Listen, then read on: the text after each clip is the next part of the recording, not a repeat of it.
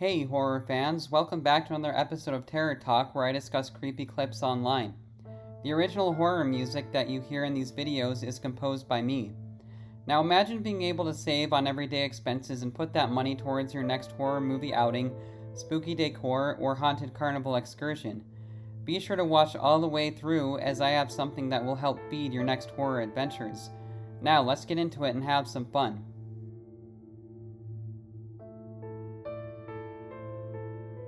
The New York City subway system is a scary place. I've been an MTA worker for 7 years, and nothing really surprises me anymore. When friends and family ask if I have any stories, though, there is one that stands out among the rest, one that I can't explain. This happened to me about 2 years into the job, but I remember it like it was yesterday. I was pretty acclimated to everything at that point, and things had become routine. I was stationed in Brooklyn at the time, and I was doing some routine maintenance in High Street Station. Have you ever been to New York? Let me know in the comments below, or if you live in New York. I actually went on a vacation to New York a long time ago, and it was fun, but it was also kind of anxiety inducing because it's very big and has a lot of people, and I don't really like that kind of vibe and feel. I kind of like more of like a suburb type feel and community, but that's just me. But yeah, let me know if you've ever been to New York, or what the funnest thing that you did in New York if you've actually gone there. There wasn't a soul on the platform. It was actually kind of eerie. You're used to these subway stations overflowing with people, so seeing them empty and almost deserted looking was a strange adjustment to make.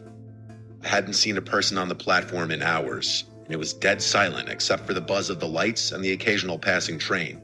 Out of nowhere, I heard a clang from somewhere down the track. It startled me so badly that I dropped my mop in shock.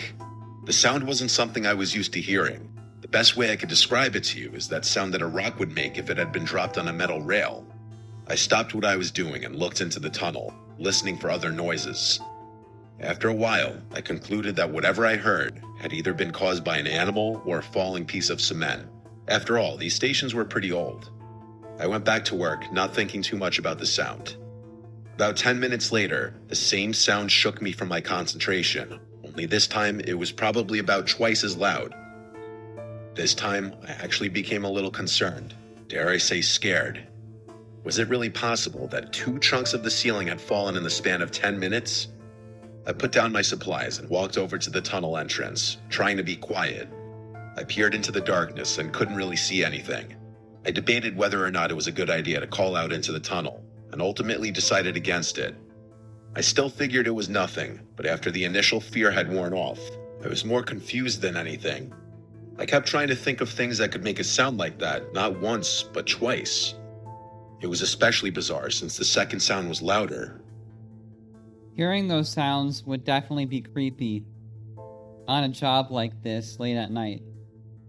And I feel like you would get the sense that, oh my god, like I'm actually not alone, or I might not be alone. And in a situation like this, that would be pretty creepy, I think. I tried to keep my mind off the sounds and went back to work, finding a good rhythm again. I was almost done with my work on this platform and was pleased that I'd get to leave this weird station soon. As I was wrapping things up, I heard something that gave me the chills. A child's voice called out for help from inside the tunnel, and he sounded like he was in distress. I instantly stopped what I was doing and made my way over to the edge of the platform. I hesitated for a few seconds before deciding that a child in anguish wasn't something my moral conscience would allow me to ignore. I walked down the steps leading onto the tracks and waited for my eyes to... I feel like hearing a child like this deep in that tunnel, like I am literally getting chills right now just imagining that, because holy shit. I feel like I would be about ready to piss myself if something like that happened, because that's not natural in any way, in my opinion. Like, just having no one be down there, like, why the hell would a child be down there? And, it just gives me chills just thinking about it.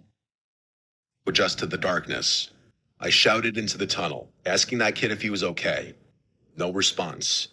That's weird, I thought. starting to feel nervous about this encounter. Just then, the kid's voice rang out again, repeating his call for help.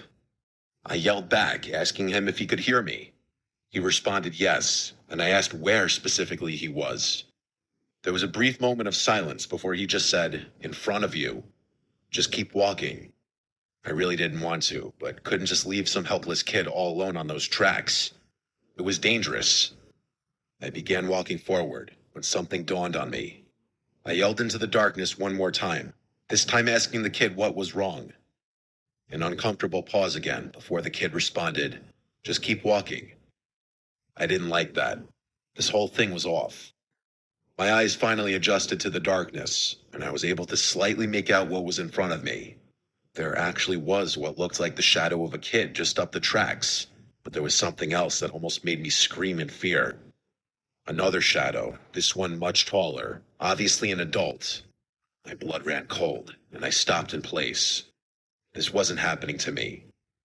As slowly as I could, I turned around and made my way back to the platform.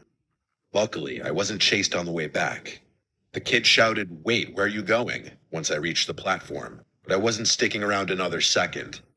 I made my way up the stairs and called the police as soon as I got cell service. Yeah, that guy standing behind the kid, that's definitely a trap.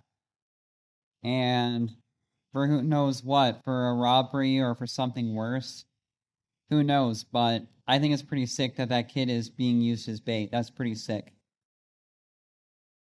I told them everything, and police were swarming the platform in a matter of minutes. I waited to see what they turned up. After about 20 minutes of searching, they did find something chilling. There was a single kid's shoe just lying in the tunnel, which the police hypothesized could have signified a struggle. After hours more of searching and scouring every available database for missing children, we were told we'd receive a call if anything ever came up. It was concluded that whoever had been down there, though, had hidden somewhere in the tunnels. I have no idea what to think of this experience. This is the best theory I can come up with. Some psycho kidnapped a child and forced him to yell for help in an attempt to lure some unsuspecting Good Samaritan into a trap. Or hell, maybe it's their own kid who they're raising to also be a psycho. I can't think of any other reasonable explanation besides this one. But if I'm right, I can only imagine what that kid must be going through. Yeah, I agree with the theory there. Because what do you think? Do you think that some psycho kidnapped a kid? Or a psycho is raising another kid psycho?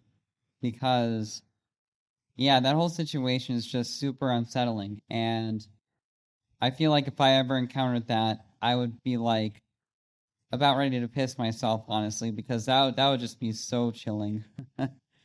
But I thought this was a really creepy story, and I hope you enjoyed the actually one of the most creepy stories I think that I've heard on Mr. Nightmare's channel, to be honest. But yeah, I hope you enjoyed my commentary and the music, and be sure to check the pinned comment below because I have something really cool for you that will help you start saving and making more money for your next horror adventures and activities. So definitely check that out in the pinned comment, and I will see you in the next video.